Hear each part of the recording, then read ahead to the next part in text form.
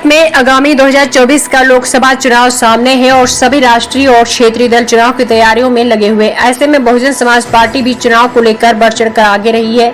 बलिया जनपद के रसड़ा में बसपा के युवा नेता सूरज राणा ने दलित शोषित वंचितों की लड़ाई लड़ने की बात कही है।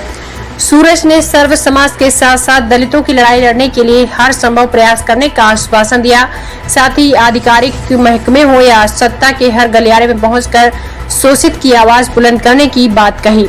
सूरज राणा ने स्पष्ट किया कि वह हर प्रकार के शोषित तबके के साथ साथ गांव समाज जो एक लंबे समय से अपने अस्तित्व की लड़ाई लड़ रहा है, अपने आप को अनुसूचित जनजाति में शामिल करने के लिए आंदोलनरत है, उसकी लड़ाई भी सड़क से लेकर संसद तक लड़ेंगे। हालांकि सूरज रसड़ा विधानसभा क्षेत्र के युवा नेता है, उन्होंने आश्वस्त किया कि सर्व समाज की लड़ाई लड़ने में उनका साथ बहुजन समाज पार्टी के इकलौते विधायक उमाशंकर सिंह देंगे और शोषित की हक की आवाज को विधानसभा तक पहुंचाएंगे।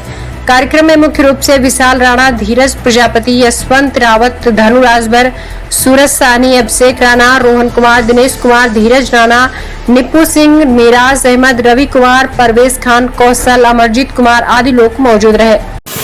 जय जय जय जय जय भीम, जय भीम, जय भीम, जय जय जय जय जय भीम, जय भीम, जय भीम। वक्त बदल देंगे, ताज बदल देंगे, बेईमानों का राज बदल देंगे, वक्त बदल देंगे। हमारा नाम सूरज राणा, मैं बहुजन समाज का एक छोटा सिपाही। मैं बहुजन समाज के लिए काम करना चाहता हूं। मैं बहुजन समाज पार्टी का एक कार्यकर्ता हूं जो दलितों, शोषितों और वंचितों की लड़ाई लड़ने के लिए बहुजन समाज पार्टी के साथ मैं अपनी लड़ाई को लड़ूंगा। मैं पूरे जितने हमारे समाज के जितने युवा हैं, जितने बड़े बुजुर्ग हैं, नए युवा और पुराने अनुभव के साथ हम लोग बहुजन समाज पार्टी को आगे बढ़ाने का कार्य करेंगे। अब बहुजन समाज पार्टी को आगे बढ़ाने की बात कर रहे हैं और दलितों वंचितों की लड़ाई लड़ने की बात कर रहे हैं। तमाम पार्टियां हैं ऐसी जो केवल दलितों और वंचितों की लड़ाई लड़ने की बात करती हैं। बहुजन समाज पार्टी भी दलितों की लड़ाई लड़ने की बात करती थी, लेकिन आज के समय में देखा जा रहा है कि लोग अन्य पार्टियों की तरफ ज़्यादा आकर्षित हो रहे हैं। क्या कैसे देखते हैं इसको और इसके लिए आप क्या करना है?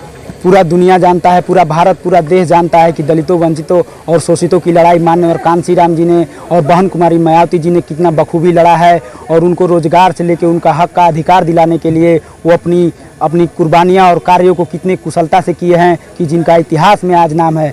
पूरा संविधान हमारे बाबा भीमराव अंबेडकर जी ने इतने अच्छे तरीक़ों से दलितों, शोषितों और पिछड़ों को इतना संघर्ष करने के लिए और साथ रखने के लिए कहा गया, लेकिन जो भी कार्य हुआ हमारे साथ शोषितों के साथ ये गलत हुआ। इनके लिए क्या कहना चाहिए? इनसे बचाने इन नई पार्टियों को मैं ये कहना चाहता हूँ कि जो ई पार्टियाँ जितनी भी हैं सब भ्रमित करने के लिए, दलितों को, शोषितों को बस भ्रमित करने के लिए ना उनका कार्य करेंगी ना उनका कुछ करने वाली हैं। सब इनका वोट लेके बस उन्हीं को एक अलग साइड करके नेताओं को बस आगे कर रही हैं।